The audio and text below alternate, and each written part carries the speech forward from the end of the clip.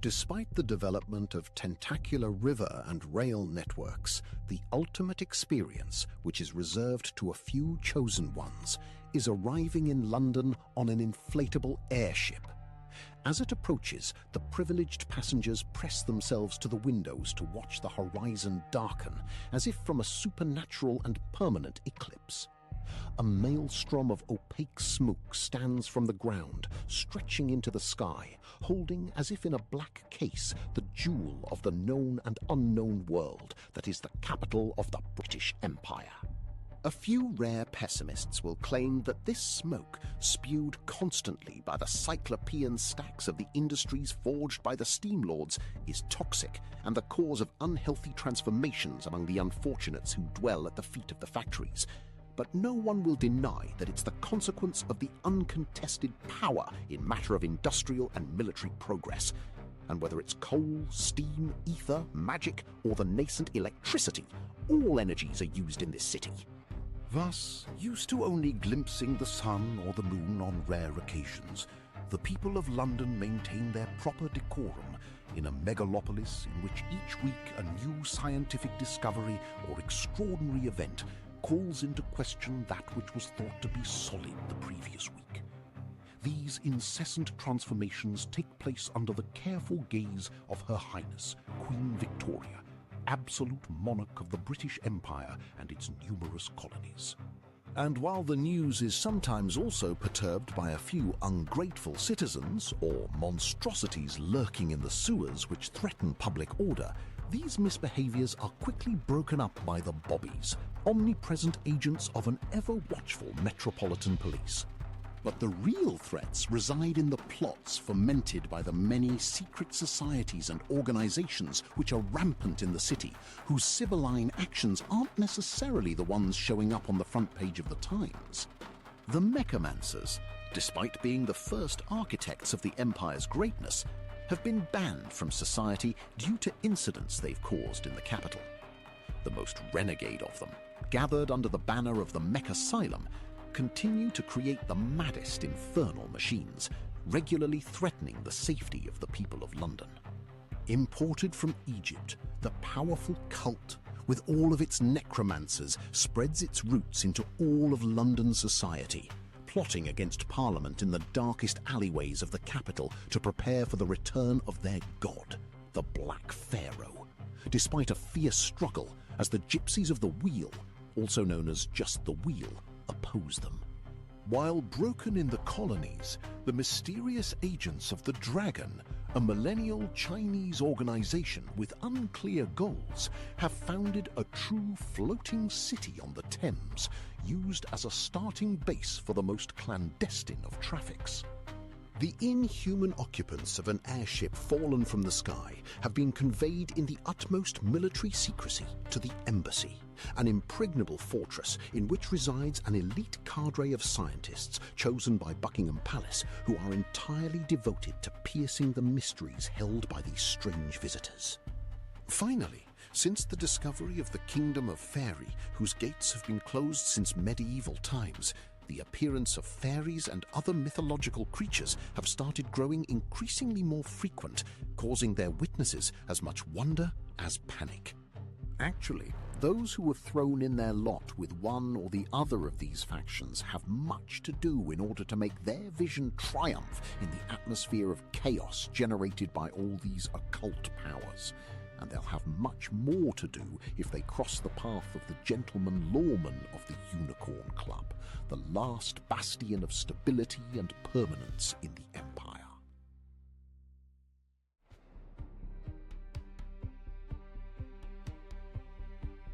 When all mysteries, inventions, and discoveries take place in London, when adventure can leap out at any time from the corner of a dark alleyway in the East End, why the devil would anyone set up expeditions to the Orient to deal with their boredom? The well-off people, who have the privilege of being able to do no more than focus on their hobby without having to worry about material considerations, gather at night in clubs. Whether you are a hunter, scientist, explorer, inventor, military person, fanatic about spiritualism, adept at magic, collector of macabre trophies, or simply socially inclined, there will be at least one respectable establishment ready to open its doors to you, as long as you're willing to satisfy the demands commonly practiced: a stylish dress code, the observance of a strict interior set of rules, and the payment of an admission price prohibitive for the common man.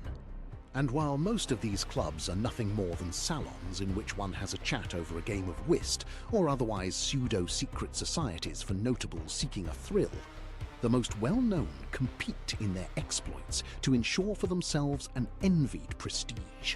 Invention contests, mechanical engine races, never-before-seen scientific demonstrations, and other safaris held in London's underground. All of it is a pretext to make the front page of the Times, or even of the Police Gazette, when some style themselves as masked avengers, to the great dismay of Her Majesty's authorities. Behind this agitation, which some may judge as being a bit frivolous, hides the legendary Unicorn Club, which recruits only the elite among ladies and gentlemen.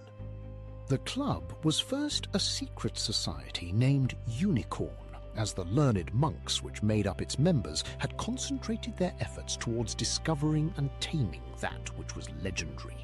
It was then formed as a true organization by Queen Elizabeth in 1589, when these occultists managed to open a gate to Fairy to unleash its mythical creatures on the invincible Spanish Armada. Since then, this club continues, by tradition, to have the goodwill of the Crown, and it's not rare for its members to be consulted by the highest spheres of the government on affairs which require an uncommon expertise, or a muscular and discreet intervention. So posers and talkers, keep walking. If you don't have any extraordinary talents, your financial resources and your relations will do nothing for you. You will have to face a severe series of tests which the invisible and mysterious Dean, Lord X, reserves to grant the right to enter 66 St. George Street, the establishment's location, and thus have the privilege of performing great feats and entering into legend.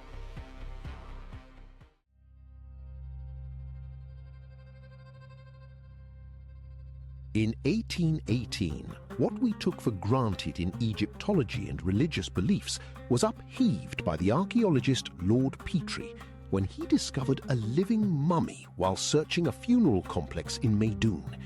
Even the personal convictions of the Egyptologist crumbled when Anpu, the millennial-old man, formerly the personal architect of Imhotep II, the Black Pharaoh, dictated to him what Petrie published later under the title Dialogues with Imhotep.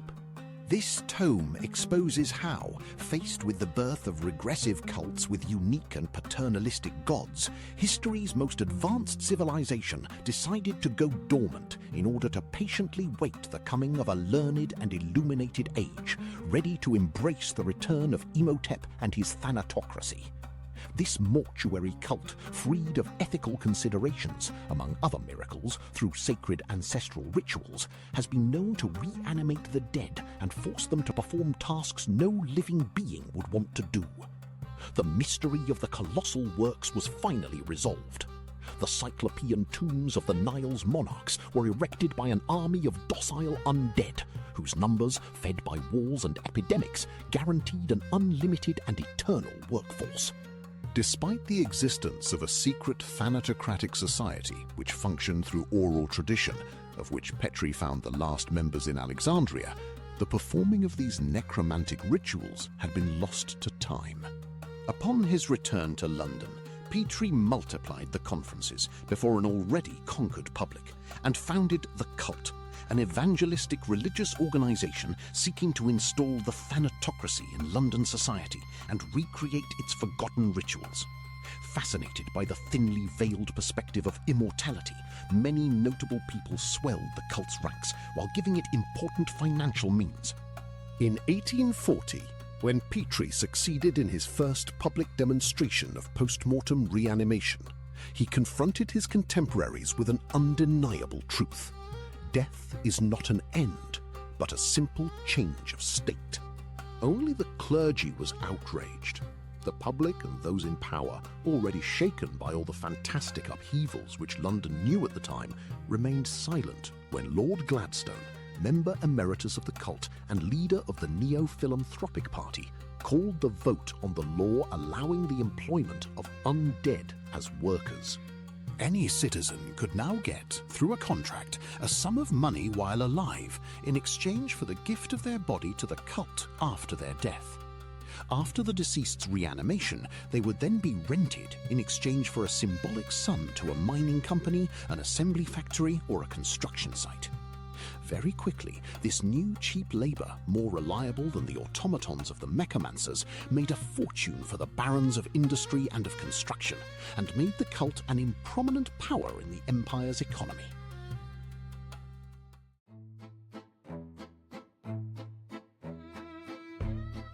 Before the engineers of the mech asylum had the time to foresee it, the massive use of lead, coal, ether, and other toxic substances brought on the appearance of malformations and degenerative illnesses in the communities unfortunate enough to live near the heavy industries of the capital. Gathered in protest committees, these ever-increasing victims of this new industrial era multiplied the protests in front of Parliament before being chased to the more ill-famed neighborhoods by the bobbies. Abandoned to their fate by the authorities, many of these freaks had no choice but to make their living by showing off their deformities in sideshows. The unhealthy curiosity of their contemporaries did the rest, and soon troops of mutants multiplied on the sidewalks under improvised tents to present their court of miracles. Elephant men, bearded women, three-headed people, lepers, and other obscene and gesticulating aberrations. But some troops, such as the Big Barnum Bazaar, used their shows as popular tribunes, ridiculing the highest representatives of the empire until the disastrous Night of the Monsters, where a self-proclaimed Decency Defense Committee came to the Big Barnum and massacred its members in front of a silent audience. Against all expectations, this criminal act remained unpunished and received the approbation of the public, marking the start of a campaign of systematic denigration which would accuse the freaks of being behind each news item or attack. To escape from arrests or lynch mobs, all of the carnival monsters gathered in the sewers and founded the Republic of the Pit, a veritable underground state at war against the authorities who walked on the surface. Formerly despised and persecuted, the freaks have now become a threat to be taken seriously. Able to dynamite the city's foundations and switch the potable water mains with the soiled water evacuations, they swarm under the city, invisible and silent, preparing stunning actions which will remind the establishment that, from their underground, they can strike at any time, anywhere,